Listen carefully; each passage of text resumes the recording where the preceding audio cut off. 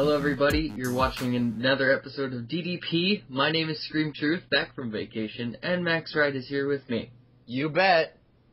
We want to apologize for the vagueness and kind of slowness of the last episode with Kars. He was by himself, which was pretty sad. And he sounded like he wanted to shoot himself in the head. But we're back, and we're going to be covering the Crucible, and we're going to cover the combat and adrenaline thing again. So, without further ado, let's talk about the combat and adrenaline thing first, because that's the oldest post here. What did you think after watching the BTS on YouTube? If they can implement this properly, I might actually be interested in coming back to Runescape, because you remember what I said? Uh-huh. When they fix combat, you might come back, so... And it isn't such a goddamn roll of the dice, and you know what? It doesn't look like it. Now it looks like we'll just all have to find the most overpowered spec and just use that constantly. Until JX comes with the Nerf bat and hits it over the head. I really, really, really hope it's for some random weapon, like throwing axes. Yes, they should make throwing axes have all the most awesome abilities. That would be awesome. Okay. Well, anyway, if you watch the behind the scenes, they go over how you can drag your certain specs over into a bar that will be right above your chat bar. And you can minimize the chat bar, or you can minimize the combat bar when you're not using one of the two. Of course, you can also have both open at the same time. Now, here's a question. I realize that and heads up, each skill is bound to a number key along the top. But that's really, really far away from the screen movement and adjustment keys.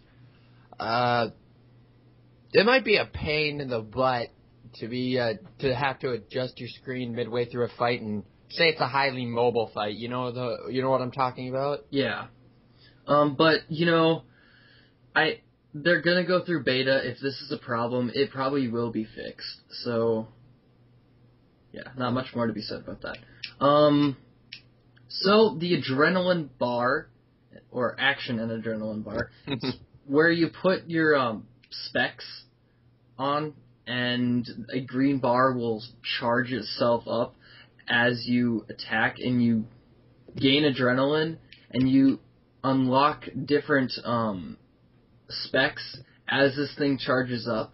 And then once you get a full adrenaline bar, you can use your divine power, was that what it was called? I thought it was ultimate. Ultimate ability or whatever. Yeah. And if you use that, it does what appears to be massive damage. Terrible damage. But it gets rid of all of your adrenaline bar. And it puts you back down. So basically, it's if you've ever played anything that works on a Fury bar, like a Barbarian and Diablo 3, I do believe, and Diablo 2, and a Monk, except for theirs is a Spirit, but anyway. Or like anyone who uses Spirit in League of Legends, it kind of works like that. Okay. Except for with an ass ton more abilities. Mm-hmm. I was kind of skeptical about this update, but after seeing this video, it kind of cleared things up, and now I'm actually really pumped to see it. So, Jagex, why you have 10 whole keys? I only have 5 fingers free. It's going to be interesting to see some of the combinations of stuff people come up with. And do you think they should make a swap between weapons a boundable key? Maybe. That'd be cool. We'll all see with the beta server release pretty soon. So. Sorry. Oh wait, are you in the server? Huh? No, I'm not in the server yet. I'm signed up for it, but. Yeah, that's what I was asking. Can you get in when it comes up? Yes. Excellent. And which I forget the date, but we might have some actual beta server content visible on our next podcast. So we'll even point out the specific time in the video that will have the actual video going of trying this out for the first time. But yeah, I'm definitely going to get some of that recorded, and then we'll have a separate video where we'll be trying that out. And yeah, so our next update. So wait. That's kind of a big, important update. We should talk about it some more. Like how you can have multiple skill line slot thingies. Okay. Notice. Go to the picture. Do you see where it says number 1? Yeah. To the left. Yeah, you can click on it and have a totally different set of abilities. Like, to quote him, for skilling. For skilling, that'd be awesome. Alchemy. 1 1 1 1 1 1 1 1 1 1 1 1 1 1 1 1 1 1 1 1 1 1. Teleportation would actually be really useful. Teleport Valley 3. Teleport Cantelot. Or God, Cantelot. Yeah, I cannot English. I think I'm going to use that as the title. Cantelot. Sounds like cantaloupe. And I see that you can bind several of the potions, and they have like, do you think those potions will be a continuous effect? Like, it'll use up all of them in the inventory, not just one. Say you've got, for instance, the strength potion bound to 9, and you click it 3 times, will it switch over to the next strength potion in your inventory? I'm not sure. If not, I'd be severely disappointed. It's all going to be in due time. We'll see it pretty soon, so. I'm actually excited for this. Yeah, I think I'll let you come over and try it out on my account. And for those people who think I'm sharing accounts, no, I'm going to be sitting right next to him to let him try it. Oh, gotta watch out. We're clearly up to no good. Okay. Well, that's all there really is to cover on this update at the moment. Next week is probably going to be all about that. So, without further ado, let's move to the Crucible. Didn't we already cover this? We covered it in the behind the scenes, but now that it's actually released. Oh, okay. Anyway, it requires combat of 60 or higher, and you can enter the Crucible, to get into the Crucible, and I don't know where this is. I haven't looked on the world map yet. Isn't it in the wild? It should be. Yeah, isn't it in the giant volcano that was pretty much inactive for like 3 years? No, I'm pretty sure the volcano's the same still now, but... Wait a minute, we're both on the internet. Hold on. Yeah. Anyway, I'll keep talking. Stand back, we're on the internet. I'll keep talking. The Crucible is riddled with eerie glowing fissures that can transport you around the area. So basically, the graphics that you saw in the caves of that last quest involving Queen Black Dragon, I already forget the name. But you're going to see graphics like that, only they're going to be kind of greenish. If you watch the behind the scenes number 4, I believe they actually did a flyover of the area. So if you want a better look, you can go to there. Or you can just go there yourself because it's out. Hooray. You'll earn points from every target slain. Periodically, the higher ranked players may name supreme champions of the Crucible. And everybody runs for their goddamn lives when they see them coming. For 2.5 minutes, targets will be unassigned, no one will lose their items upon death, and a special brand of blood-soaked mayhem will ensue. Oh, yeah. It's time for the Supreme Champions. Anyone with a Supreme Champion title gets 2 minutes of invincibility and 3 unique powerful weapons, so they changed it from 1 minute to 2 minutes of invincibility. That I'm looking forward to seeing. Just watching people just go on a rampage.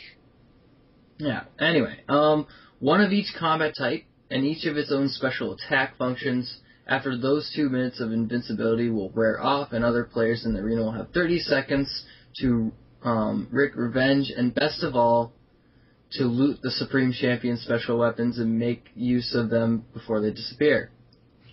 Attacking the Supreme Champions will earn you extra points, and claiming the weapons will earn you an increased rate of trophy bones, which can be used to purchase some fun rewards from Marv at the Crucible's entrance.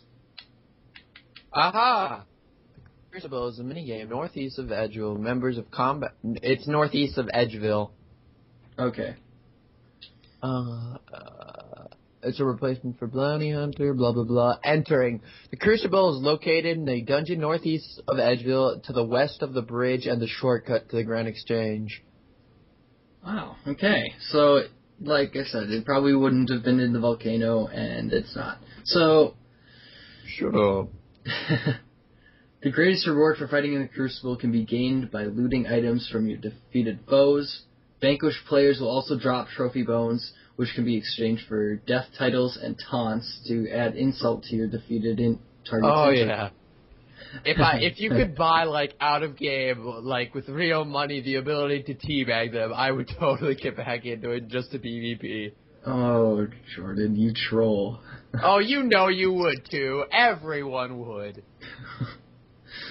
There are also Rogue's Gloves, which if you're lucky can be obtained by looting ancient remains from long-dead rogue warriors. While you're waiting for a target to be assigned to you, these degradable gloves have good combat stats and grant bonuses to maximum life points when worn, but cannot be used outside the Crucible and must be repaired before the first use. Mark can do this for you in exchange for trophy bones. So, if you pick up your weapon of choice and gather your courage, wits, of fighting spirit in the Crucible, it's kill or be killed, and the stakes have never been higher. Mm-hmm. Oh, wow. I'm actually looking forward to this, to just see it. You're gonna have to get membership pretty soon, I'm guessing. I'll wait till the beta comes out and we find out that double-handed weapons are overpowered, and then everybody screams about the nerfs, then they get nerfed and everything's balanced again. Then I'll join. Because that's how these things always work. You know, I just can't wait to have Mage be a viable option in a PvP environment. That'll be nice. Because if the combat triangle gets balanced, in theory, that should mean that being a mage isn't gonna get you just destroyed, killed. wrecked. Yeah. I gotta admit, that tsunami spell that they showed looks pretty awesome. Okay. Where he rides in on a wave and hits like a billion people dressed in, you know, the equipment, the Slayer helm, the one tunic, and the, shoulder. Their dummy that they train on. Yeah. Every PvP person ever. Okay. Well, we're going to cover one last thing, and that is the ticking clock of the 200 million members. Apparently there's going to be an event about this because it's a huge landmark. Probably because 200 million is max XP. So that's why that number is of such significance. Is magical. They said it's more than the population of Brazil. And, yeah. Let's see here. Among the prizes up for grabs, 3 lifetime memberships to RuneScape, limited edition t-shirts, and a pile of beautiful signed concept art.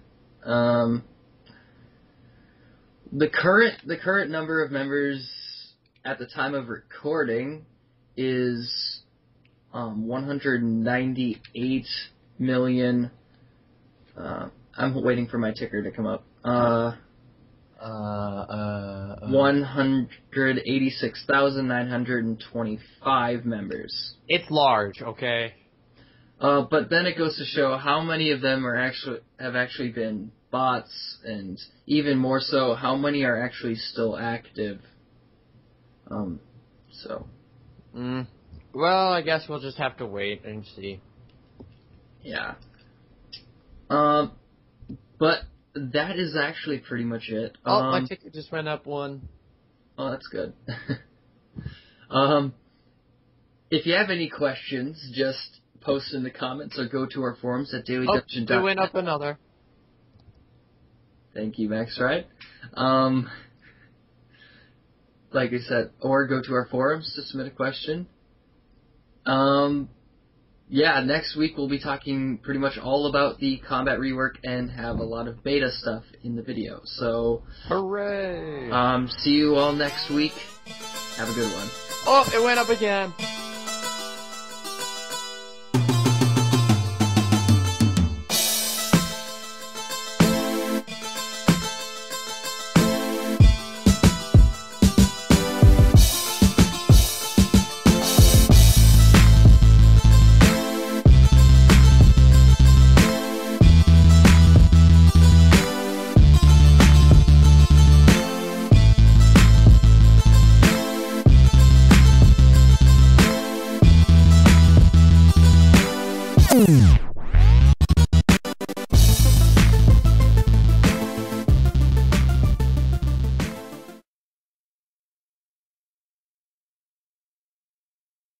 What? Blitzcrank is free this week. God. What are you talking about? It's a League of Legends thing. Blitzcrank is a support who's got this thing called rocket pull. He will grab you and pull you towards him. And I f***ing hate playing against him as a support. Because you know what? He destroys all supports everywhere. Oh. Ah! God!